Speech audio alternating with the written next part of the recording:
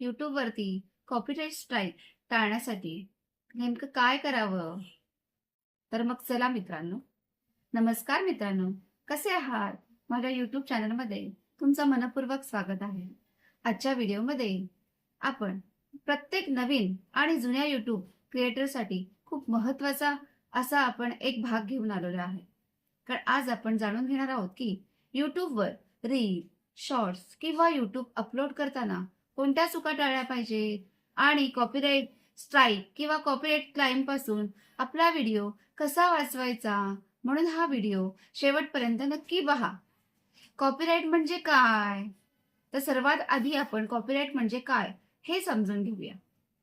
कोणत्याही व्यक्तीने तयार केलेले गाणे, व्हिडिओ, फोटो, चित्रपट, आवाज किंवा इतर कोणत्याही कलाकृती ही त्यांची मालमत्ता असते. त्याला कॉपीराइट प्रोटेक्शन मिळते. जर तुम्ही त्या व्यक्तीशी त्याला कॉपीराइट प्रोटेक्शन मिळते. जर तुम्ही त्या व्यक्तीची परवानगी न घेता त्याचा कंटेंट वापरला तर कॉपीराइट क्लाइम किंवा स्ट्राईक येऊ शकतं. कॉपीराइट क्लाइम आणि स्ट्राईक मध्ये फरक अनेकांना वाटतं की क्लाइम आणि स्ट्राईक एकच आहेत, पण तसं नाही. कॉपीराइट क्लाइम व्हिडिओ डिलीट होत नाहीत. व्हिडिओवरील कमाईमुळे मूळ कमाई ही मालकालाच मिळू शकते. व्हिडिओवरील कमाई मूळ मालकालाच मिळू शकते. चॅनलला मोठं नुकसान होत नाही. कॉपीराइट स्ट्राईक खूप गंभीर असते.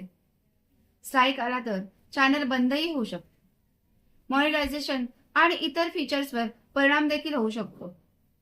त्यामुळे चुका करणे टाळा.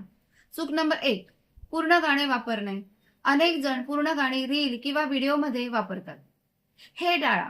जर तुम्हाला गाणे वापरायचं असेल तर यूट्यूब म्युझिक लायब्ररी किंवा यूट्यूबने परवानगी दिलेले ऑडिओ वापरा.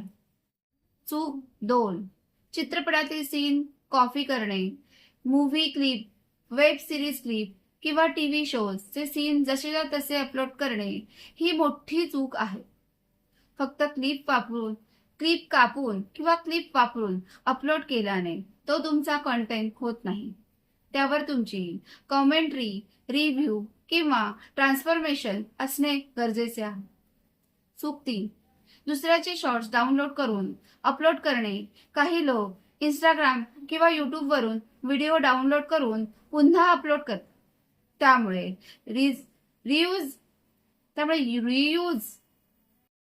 रियूज कॉन्टेंटचा धोका वाढतो.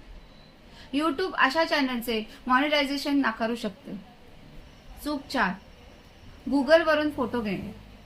गुगलवर सापडणारा प्रत्येक फोटो फ्री नसतो.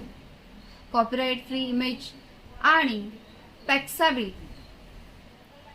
फ्री इमेज सारख्या वेबसाईट वापरा. चूक 5, बॅकग्राऊंड म्युझिककडे दुर्लक्ष. कधी कधी व्हिडिओमध्ये हलक्या आवाजात म्युझिक वाजत असते, तरीही कॉपीराइट लागू होऊ शकतो. म्हणून व्हिडिओ अपलोड करण्यापूर्वी ऑडिओ नीट तपासा. कॉपीराइट पासून कसे वाचाल?